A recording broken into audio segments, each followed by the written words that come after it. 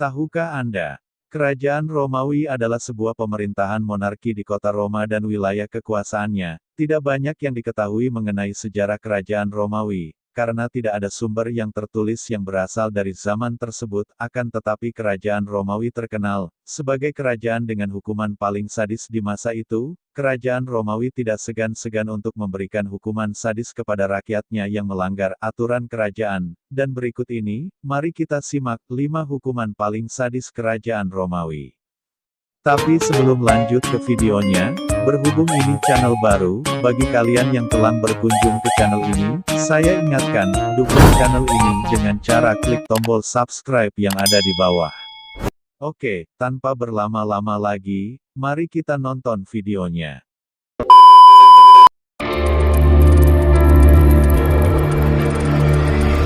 Number 1.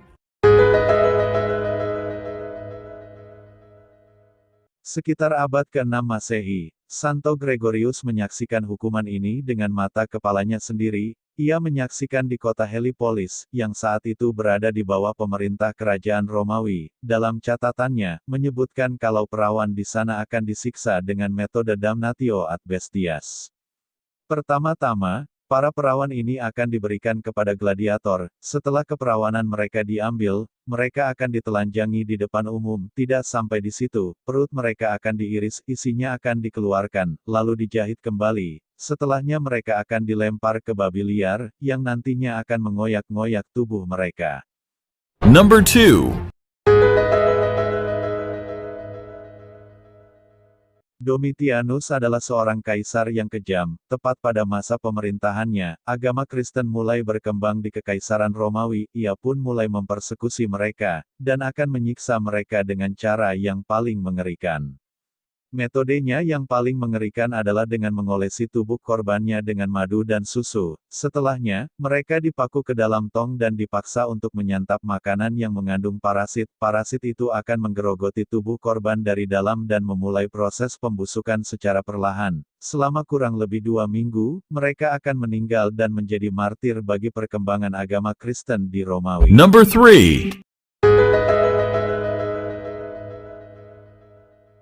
Di Romawi kuno, status adalah segalanya. Semakin tinggi status seseorang, semakin besar juga hak untuk memberikan hukuman kepada warga biasa. Jika pria biasa mencoba memperkosa seorang bangsawan, maka ia akan dikebiri di depan publik.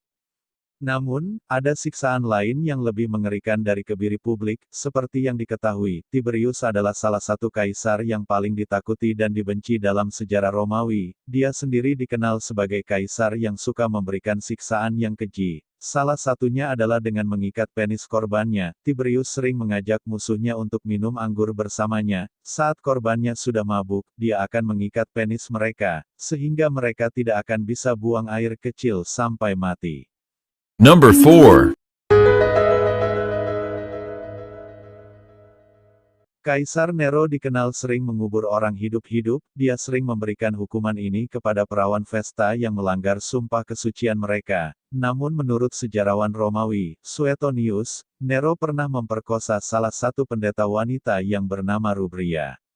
Setelah memperkosanya, Nero melemparnya ke dalam gua, lalu dibiarkan sampai mati kelaparan. Selain itu, Nero juga suka memaksa korbannya untuk menggali kuburannya sendiri. Setelahnya, sebuah pancang akan ditaruh di dalamnya. Jika kejahatan kecil, dia akan didorong sampai pancang menembus jantungnya. Jika kejahatan besar, dia akan didorong sampai pancang itu melukainya dan dibiarkan mati secara perlahan atau dikubur hidup-hidup. Number 5.